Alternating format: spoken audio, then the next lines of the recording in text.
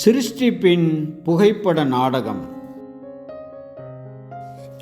Nebuchadnezzar சிதேக்கியா ராஜாவை குருடாக்கிய பிறகு அவரையும் அந்த ஜனங்களையும் பாபிலோனியாவுக்கு சிறைப்படுத்தி சென்றார். மேலும் எருசலேமையும் அதன் தேவாலயத்தையும் முற்றிலும் தீக்கிரையாக்கினார். அந்த நகரம் 70 வருடங்கள் பாழாய் கிடந்ததாக வேதாகமம் சொல்கிறது. தேவன் இஸ்ரவேலருக்கு நியமித்த யூபிலி ஆண்டுகளை அவர்கள் சரியாக கடைபிடிக்காததற்காக அவர்களுக்கு அளிக்கப்பட்ட ஒரு தண்டனையே எருசலேம் பாழாய் கிடந்த அந்த 70 வருடங்கள் என்று வேதாகம பூர்வமாக அறிவிக்கப்பட்டுள்ளது. ஒவ்வொரு 50வது ஆண்டும் ஒரு யூபிலி ஆண்டாக இருந்தது.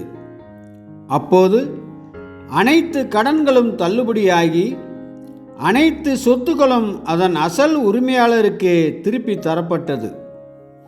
இது வர இருக்கும் திரும்ப கொடுத்தலின் காலத்திற்கு நிழலாக இருக்கின்றது. அப்போஸ்தலர் 3:19 முதல் 21 முடிய. ஆனால் மற்ற எல்லா ஜனங்களைப் போலவே இஸ்ரவேலரும் சுயநலவாதிகளாக இருந்தார்கள். இந்த யூபிலியை அனுசரிப்பது தங்களுக்கு நஷ்டத்தையே ஏற்படுத்தும் என்று அவர்களுக்கு தெரியும்.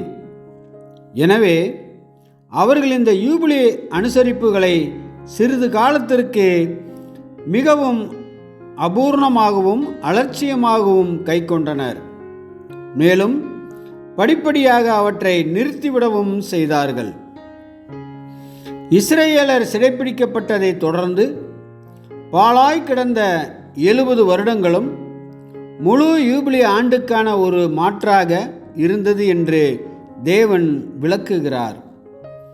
இதைத்தான் கர்த்தர் எரேமியாவின் வாயினாலே சொன்ன வார்த்தை நிறைவேறும்படிக்கு தேசம் தன்னுடைய ஓய்வு வருஷங்களை ரம்யமாய் அனுபவித்து தீருமட்டும் அது பாழாய் கிடந்த நாளெல்லாம், அதாவது 70 வருஷம் முடியும் மட்டும் ஓய்ந்திருந்தது என்று 2 நாளாகமம் 36:21, எரேமியா 25:11 ஆகிய வசனங்களில் நாம் வாசிக்கிறோம். முழு யூபிலிகளின் எண்ணிக்கையும் 70ஆக இருந்தது என்றால், யூபிலி சுழற்சிகள் ஒவ்வொன்றும் 49 வருடங்களாக இருந்தது என்றால், பின்னர் யூபிலிகள் நிறுவப்பட்ட காலத்திலிருந்து 70 சுழற்சிகள் என்பது நிஜமான யூபிலியின் தொடக்கத்தை குறிக்கும், அதாவது திரும்ப கொடுத்தலின் காலத்தை குறிக்கும் என்று வேதமானவர் நிதானிக்கின்றனர். இது கிட்டத்தட்ட கிபி 1874 ஆண்டு வாக்கில் ஆரம்பமாகியுள்ளது என்று அவர்கள் கணக்கிட்டுள்ளனர். நிஜமான யூபிலி ஆரம்பமாகும் காலத்தில் நாம் வாழ்கிறோம் என்றும் மனுக்குலம் 1000 ஆண்டுகளில் அவர்களின் அனைத்து உரிமைகளையும் சிலாக்கியங்களையும் படிப்படியாக மீண்டும் பெற்றுக்கொள்ளும் என்றும் பலர் கருதுகின்றனர். சமூகத்தில் இருக்கும் தற்போதைய அமைதியின்மையானது மாபெரும் மாற்றத்தின் ஒரு பாகம் மாத்திரமே.